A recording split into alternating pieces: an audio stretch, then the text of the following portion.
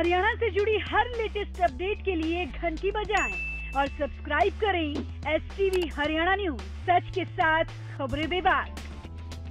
विधानसभा budget सत्र 2019 और आज बजट पेश किया जाएगा। इस पर लगातार बने हुए हैं हम आपके साथ। बिना वक्त गवाए सीधे रुख करेंगे कैप्टन अभिमन्यु के घर की ओर, जहां से हमारे संवाददाता जितेंद्र जुड़े हुए हैं ज्यादा जानकारी लिए हुए। जितेंद्र, क्या आप देख रहे हैं वहां पर, क्या अपडेट है आपके पास बजट को लेकर?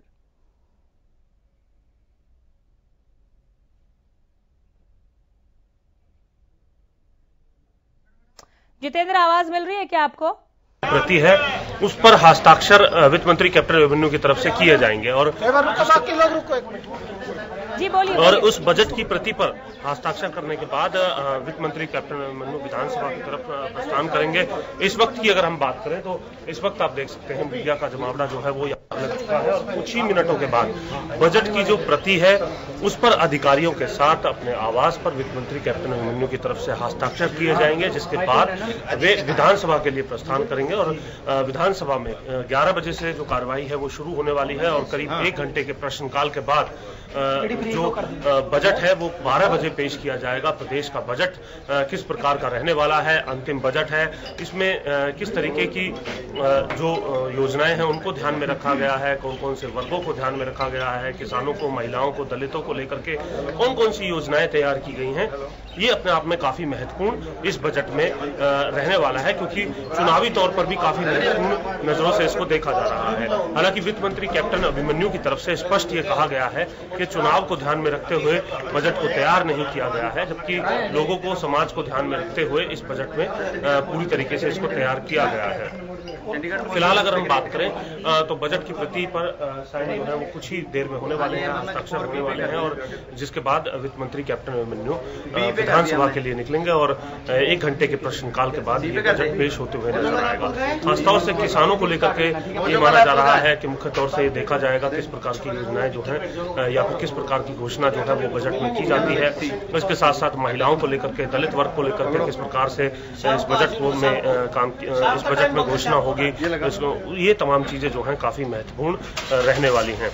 फिलहाल अगर हम बात करें तो इसी बात को लेकर के इंतजार किया जा रहा है कि जो बजट की प्रति है उसको हम अपने दर्शकों को दिखाएं कि किस तरीके से लाइव उस बजट की प्रति को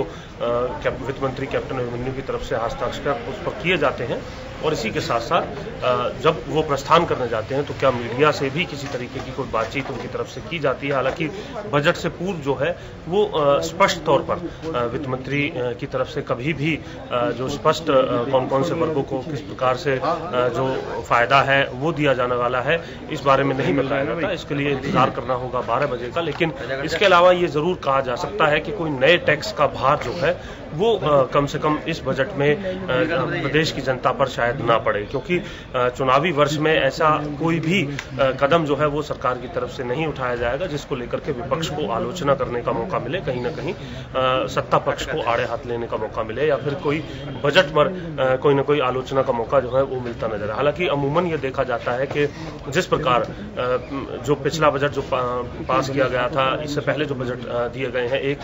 1,15,000 करोड़ का जो बजट था वो प्रदेश का दिया गया था, लेकिन उसके बावजूद भी विपक्ष आलोचना करता नजर आया था और सत्ता पक्ष की तरफ से कहा गया था विपक्ष का ये काम है, लेकिन जिस प्रकार का ये बजट है उसे सराहना करनी चाहिए। तो अब इंतजार करना है कि आज किस प्रकार की प्रतिक्रिया विपक्ष की रहने वाली है, प्रदेश के लोगों को क्या राहत मिलने वाली है, किसानों को, अलग अलग वर्गों को किस प्रकार से इस बजट में ध्यान रखा जाता है, गरीबों के लिए, महिलाओं के लिए किस प्रकार की जो घोषणा है वो बजट में की जाती है, इसका इंतजार किया जा रहा है। और करीब 12 बजे जब ये बजट पेश होगा तो इस पिटारे के साथ ही तमाम जो सवाल हैं उनके जवाब भी मिलते हुए नजर आएंगे। क्या आपको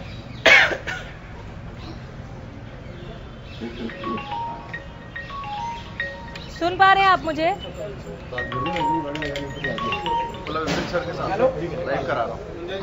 जितेंद्र, आवाज जी, अपना सवाल दोहराएं। बिल्कुल, सवाल यही है कि लोगों को इस बजट से क्या उम्मीदें हैं, क्या खासकर वो चाहते हैं कि इस बजट में समाहित हो? ठीक है।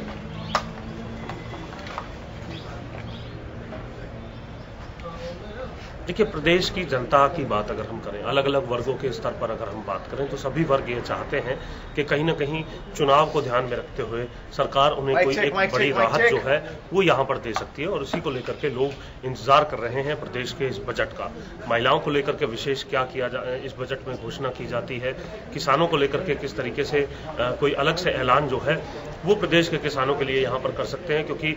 जिस प्रकार का केंद्रीय अंतरिम बजट इस बार आया है, उसके बाद ये उम्मीद की जा रही है कि प्रदेश सरकार भी इस प्रकार का कोई कदम उठाए, जिससे कहीं न कहीं किसानों को एक अतिरिक्त राहत जो है वो प्रदेश सरकार की तरफ से भी दी जाए, और किसान की जो आमदनी है, किसान